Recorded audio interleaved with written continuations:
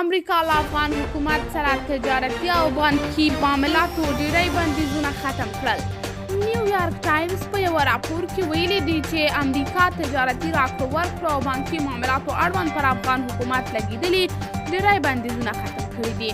د امریکا مالیې وزارت د یوه عام لایسنس چې د جمعې په ورځ یې صادر کړی دی له مخې یې خلک کولی شي چې ملکي خدماتو مامورینو سره معاملات ترسره کړي ولو که دغه وزارتونه د طالبانو لخوا اداره کیږي.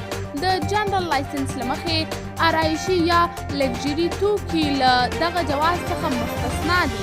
همداراز له طالبانو سره هم راکړه ورکړه نشي کېدلی. د امریکا مالیې وزارت یو چارواکي ویلي دي چې امریکا دغه اقدام اخیستلو په موخه د افغانستان اقتصادي سرخ چلول او تجارتي راکړو ورکړو بیا پیلول دي. دوی زیاته کړې چې د عام لایسنس موخه دا ده تر څو د دې ډاډ ترلاسه شي چې د امریکا بندیزونه د افغانستان د خلکو د لومړنیو بشري اړتیاوو سره د مرستې او ملاتړ لپاره د اړتیا وړ معاملو او فعالیتونو مخه ونیسي. همداراز د خصوصي سکتور نړیوالو شریکانو او متحدینو سره د کار کولو لپاره امریکا پر خپلو ژمنو ولاړه ده. د یادونې وړ ده چې امریکا حکومت دغه اقدام په داسې حال کې اخلي چې 2 اونۍ وړاندې د امریکا ولسمشر د یو اجرایوي فرمان صادر کړ چې له مخې یې د افغانستان بانک اسعاري زیرمو نیمایي د سپتمبر د 11مې د پیښې قربانیانو ته وساتلې.